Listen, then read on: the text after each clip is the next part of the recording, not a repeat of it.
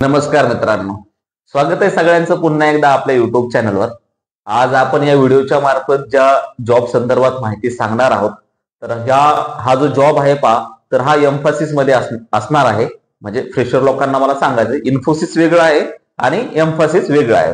नाहीतर तुम्ही कन्फ्युज होऊ नका. हे दोन्ही पण जे ऑर्गनायझेशन आहेत ते डिफरंट आहे. ठीक आहे. याच्यामध्ये खूप चांगले असे रिक्रुटमेंट असणार आहे. टोटल 50 वॅकन्सीज आहेत. याच्यामध्ये तुमचं एज्युकेशन डिटेल काय हवी, त्याच्यानंतर तुम्हाला लोकेशन काय असणार आहे, कुठल्या डेटला इंटरव्ह्यू यायचा आहे, लोकेशन काय असणार आहे, याची संपूर्ण माहिती देणार आहे. तर व्हिडिओला शेवटपर्यंत पहा. जे कॅन्डिडेट आज इंटरव्ह्यूला जाणार आहेत, आज जो ड्राईव्ह आहे 15 तारीख आहे, तर आज इन्फोसिस मध्ये पण ड्राईव्ह आहे. तर इन केस तर तो कोणी व्हिडिओ पाहिला नसेल तर तोही व्हिडिओ पहा. हा व्हिडिओ तुम्ही पहिल्यांदा पाहत असेल, चॅनलवर पहिल्यांदा आला असेल, ज्यांनी अजून चॅनलला सबस्क्राईब केलं नाही ते मित्र चॅनलला पण सबस्क्राईब करू शकता. तर याच्यामध्ये एम्फासिस मध्ये ही रिक्रुटमेंट असणार आहे. टोटल जसं मी सांगितलं 50 ओपनिंग आहेत. आता एम्फासिस कंपनी विषयी आपण जर माहिती जाणून घेतली तर ही एक एमएनसी कंपनी आहे. लोकेशन जे आहे याचे 2 ठिकाणी आहेत. हडपसर, मगरपट्टा, पुणे या ठिकाणी पण आहे, खराडीमध्ये पण आहे. आता कंपनी डेल्ट कशामध्ये करते ठीक आहे. तर ही कंपनी डेल्ट करते इन्शुरन्स ब्रोकिंग आणि त्याच्यानंतर जे आहे ची जे प्रोसेस असतात. तर जसं मी सांगितलेलंच आहे, युएस मध्ये सगळ्यात जास्त काय चालतंय, मॉर्गेज, बरोबर. तर मॉर्गेज मध्ये पण ही कंपनी डेल्ट करते. तर तुम्हाला पण मी या ठिकाणी एक ऍडिशनल रिस्पॉन्सिबिलिटीज देणार आहेत. इन्शुरन्स आणि इन्शुरन्स ब्रोकिंग मध्ये काय डिफरन्स आहे हे मला कमेंट मध्ये सांगा. म्हणजे तुम्हीही गुगल करता, तुम्हालाही नॉलेज भेटेल आणि जे आपले व्हिडिओ पाहतात जे सबस्क्रायबर आहेत त्यांनाही माहिती मिळत जाईल. तुम्ही एक ऍडिशनल माहिती म्हणून हे सर्च करू शकता. Insurance and insurance broking he company त्याच्यामध्ये डेल्ट पण करते. इन केस जर तुम्ही इंटरव्ह्यूला जाणार असाल तर तुम्हाला ही बेनिफिट होऊन जाईल. तर याच्यामध्ये काय आहे, 50 ओपनिंग आहेत. कोणाकोणासाठी ड्राईव्ह असणार आहे हे महत्वाचं आहे. जे पण कॅन्डिडेट 2019 ते 2024 या बॅचचे पास आउट आहेत त्यांच्यासाठी हा खूप महत्वाचा ड्राईव्ह असणार आहे. कारण बऱ्याचशा कॅन्डिडेटला जे 20, 21, 22 आहेत त्यांना पण जॉब लागलेला नाहीये, किंवा आपल्याला एक कमेंट पण आलते 2019 चे ते पास आउट आहेत आणि हायर मध्ये वगैरे काम करतायत. मी त्यांच्या कमेंटला रिप्लाय पण केलेला आहे. तर तुम्ही या व्हिडिओचा जास्तीत जास्त म्हणजे त्या लोकांसाठी पण आहे की जे करंटचे पास आउट तर आहेत पण 2019 पासून ते जे जॉब सर्च करत आहेत. तर याच्यामध्ये कंपनीने काय काय डिटेल दिलेले आहेत, लोकेशन, डेट आणि जॉब डिस्क्रिप्शन. आता याच्याबद्दल आपण माहिती घेऊया. आता याच्यामध्ये त्यांनी काय काय सांगितले हे समजून घ्या व्यवस्थित. जॉब डिस्क्रिप्शन काय आहे, लोकेशन काय आहे, Mphasis cluster C, EON IT park, Kharadi, Pune, Maharashtra हे लोकेशन आहे. टोटल ओपनिंग आहेत 50 आणि त्याच्यामध्ये त्यांनी काय काय सांगितले, कॅन्डिडेट कसा असायला हवा हे त्यांनी सांगितलेलं आहे. याच्यामध्ये काय सांगितलंय communication skill, typing speed, back office असणारे, युएस शिफ्ट असणारे, डेटा एंट्री ऑपरेशन, थोडक्यात मध्ये हे असं डिटेल असणार आहे. ठीक आहे. गुड टू हॅव स्किल्स काय, नॉन व्हॉइस प्रोसेस असणार. बॅक एंड प्रोसेस म्हटलं की तुमच्या लक्षात आलंच असेल हे जे काम चालणार आहे हे आहे बॅक ऑफिस मध्ये. त्याच्यानंतर नॉन व्हॉइस आहे आणि तुम्हाला टायपिंग स्पीड असेल म्हणजे तुमचा जर टायपिंगचा स्कोर झाला असेल, ठीक आहे ना, तर ते रिझ्यूम मध्ये मेन्शन करा. आता इलिजिबिलिटी क्रायटेरिया काय काय आहे, कोण कोण इलिजिबल आहे हे पहिलं समजून घ्या. याच्यामध्ये ग्रॅज्युएशन कंपल्सरी आहे. जे ग्रॅज्युएट कॅन्डिडेट आहेत welcome.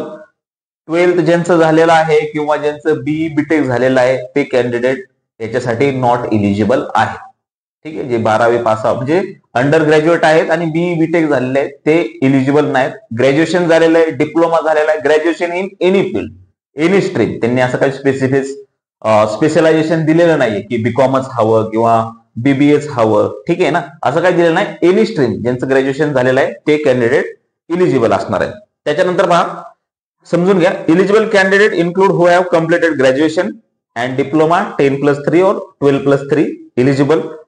Year of passing should be between July 19 to March 24.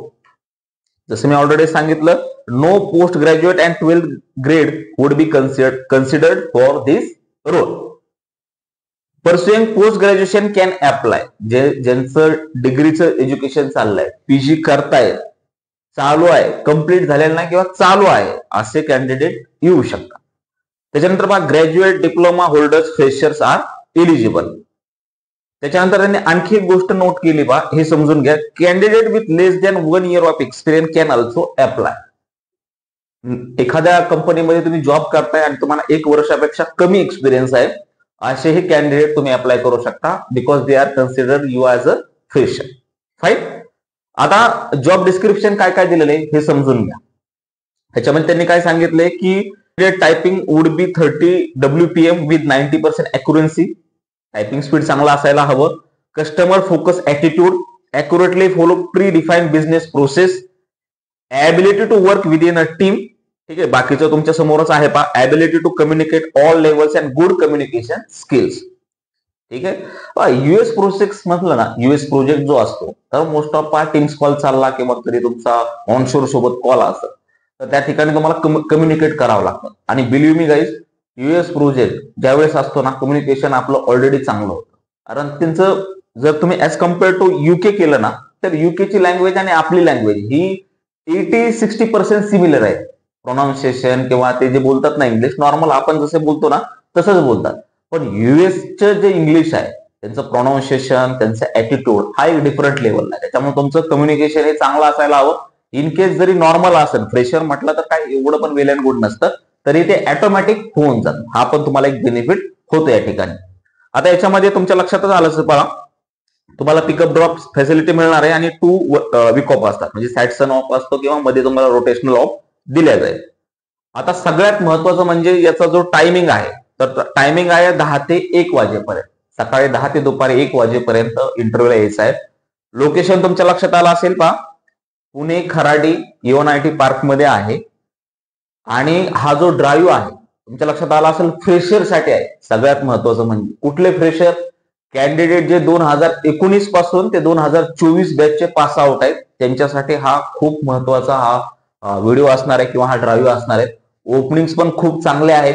लक्षात आलं तुमच्या काय काय? त्यांचं काय म्हणणं आहे, कम्युनिकेशन स्किल असायला हवं. जर तुमचं टायपिंग स्पीड चांगला असेल तर वेल अँड गुड. दोन्हीपैकी एक, दोन्ही असेल तर परफेक्ट.